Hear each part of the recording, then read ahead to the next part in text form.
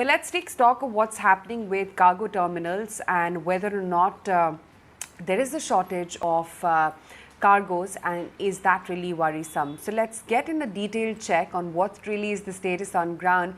We have with us Mr. Sanjay Sethi. He's the IAS Chairman at JNPT, joining in on the show right now.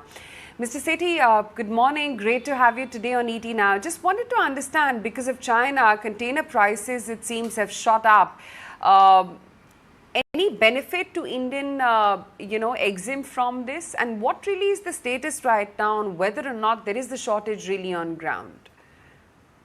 Okay, very good morning to you all. I think there's definitely some shortage right now, and we all understand the disruption in the operations all over the world, not just China.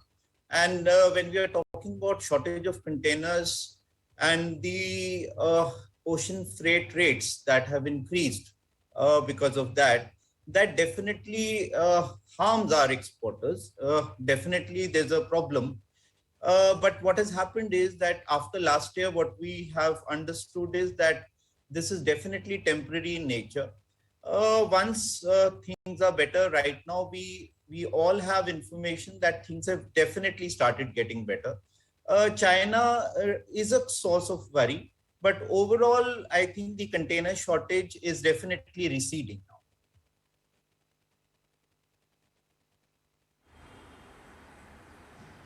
How soon do you see this container shortage actually go back to normalcy? Or would you say that this is going to take a while before you get back to even close to pre-COVID levels? See, in terms of the trade, we are definitely at pre-COVID levels, which basically means that you might be paying a little more for containers. There might be a little bit of a lag. But last month or so, things are definitely looking up. And we are very hopeful that in a month or so, we will be in a much better position.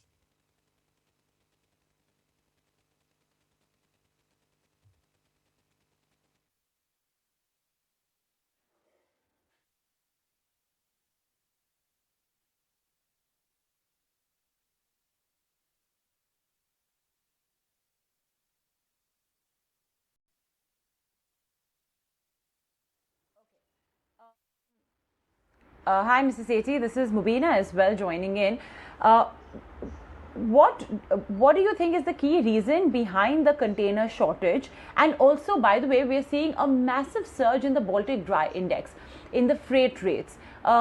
Is this sort of an indication, perhaps, that global trade has picked up in a manner much more significantly than anyone would have anticipated?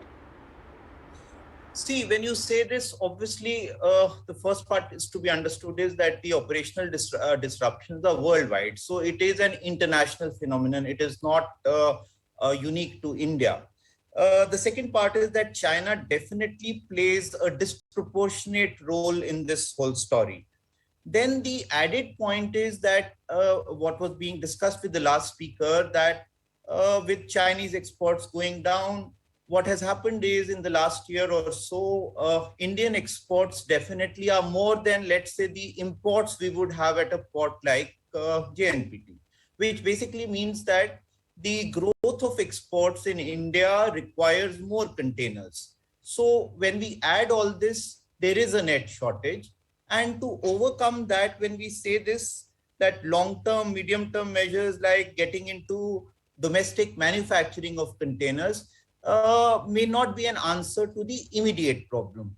For the immediate problem or the issue, information sharing, we have our port community system. We are also upgrading to a national logistics portal. So the aim there is that how we can reduce the overall turnaround time for the containers. And here turnaround time means up to the destination. So where what happens is that, let's say our containers stay at the container freight stations. The moment we have real-time information, how evacuation can be faster, how we could use facilities like the common parking plaza we have at our JNPT, where all the customs documentation happens. These are the short-term kind of measures we could use to at least minimize the impact of this.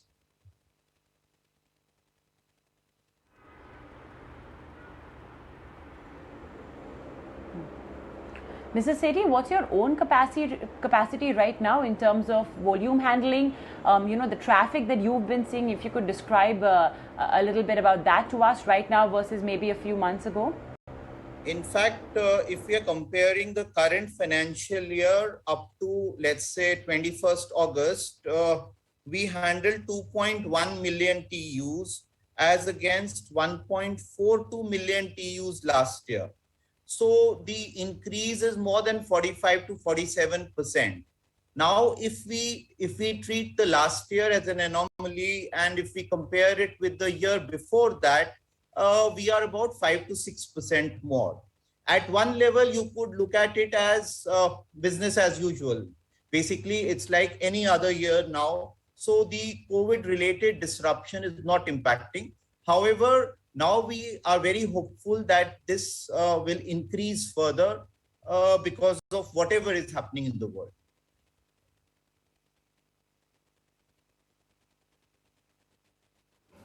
Okay. If the traffic as per the global data available has not gone to pre-COVID, so I go back to that whole point once again, that the container shortage, how soon do you think it will start normalizing? Because if the demand is not there and these are logistical issues or infrastructure issue, I'm sure by the time COVID wave settles down, these things would be sorted. So it is more like a temporary 3-month or a 4-month phenomenon. See, that's exactly what we are saying. However, we do live in a little bit of uncertainty because if this whole thing spiraled because lots of containers are stuck in various terminals. China, as was being said, there are a lot of vessels which are which are there, which the cargo has not been evacuated. So if we do not have any more impact of COVID, then I think this normalcy would be there within a month or so. And to answering to your first point that whether the traffic has come back to pre-COVID levels, I am only quoting the figures of JNPT, where both exports as well as overall traffic, in fact, we are slightly more than the pre-COVID period, which is March 2019. This March itself, in fact, we handled the maximum, which is about 7.33 million tons, as against the earlier high of 6.53 million tons.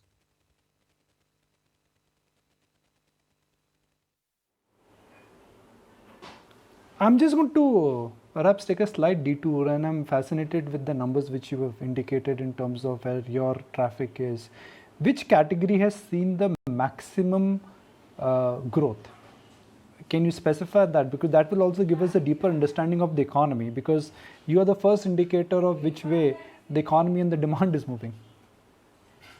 There are those so to say usual suspects, but we've done well in gems and jewelry. We've done man-made yarn, fabrics, meat, dairy and poultry products, engineering products, and petroleum products. So again, if you get into a deep dive, the growth in all these sectors definitely seems to be substantial.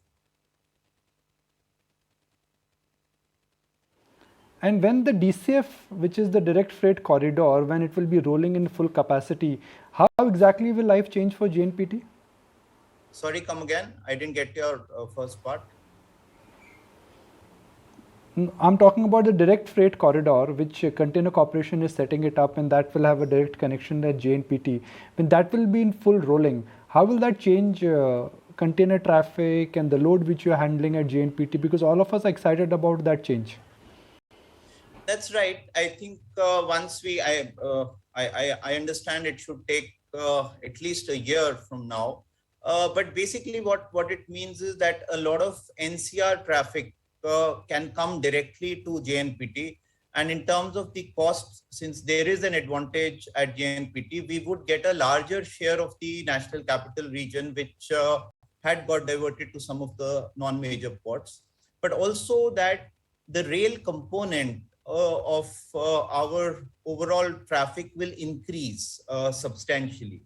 The fact that there is a double stack there, the overall cost goes down, the transaction time goes down. So there will definitely be a shift both in terms of the regions, the destinations, as well as the scale of the traffic that comes to JNPT.